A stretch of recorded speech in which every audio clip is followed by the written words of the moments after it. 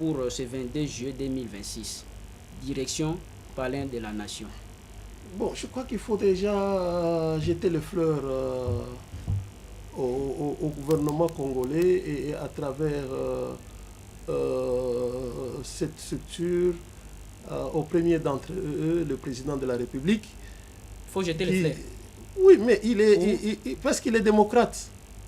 Et vous savez que la démocratie au Congo marche progressivement.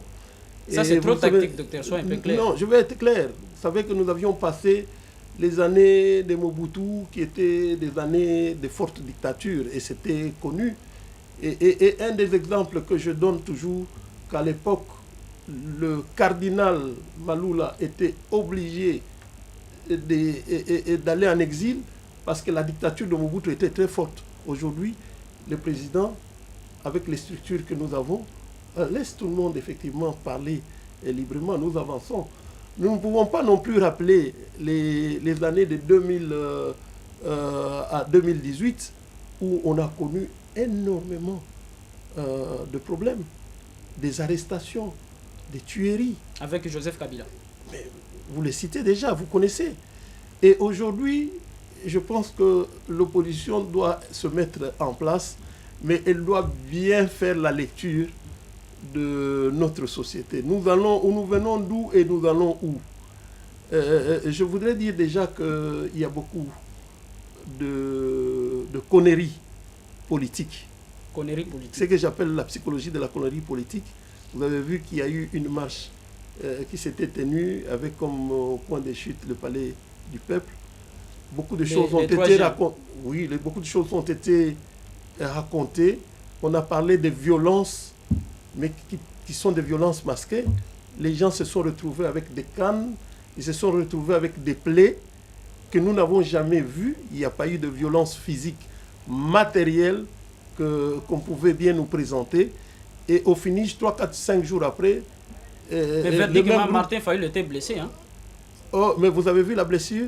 Parce que 3-4 jours après, on l'a vu effectivement dans une autre manifestation, sans cicatrice.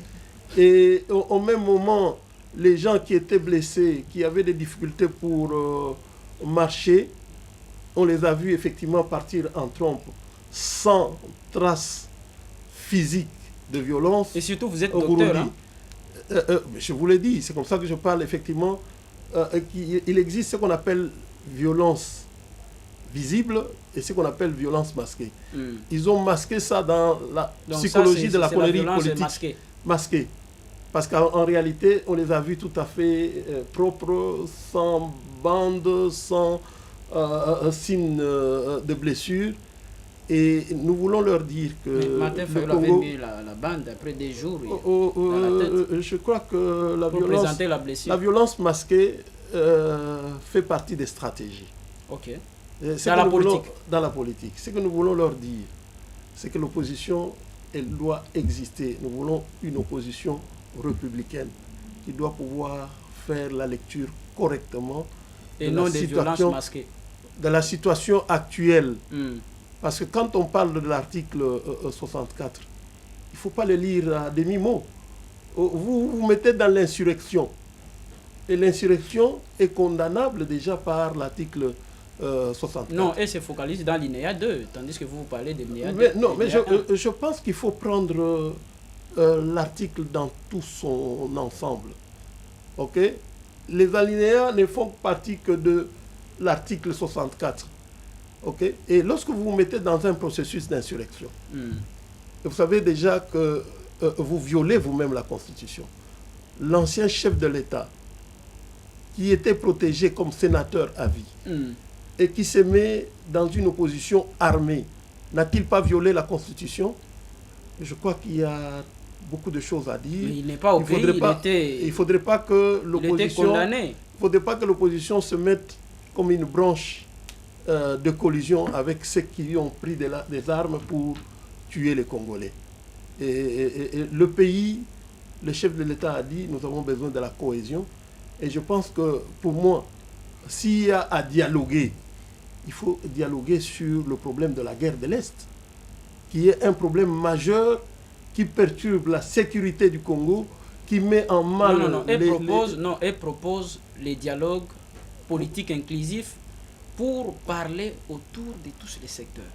Non. Et non seulement de la sécurité, non. La sécurité, la guerre à l'est du pays. La sécurité, c'est ce qui vaut plus que tout le reste. La souveraineté, c'est ce qui représente notre nation. Comment voulez-vous appuyer ou devenir une branche en collision avec ceux qui ont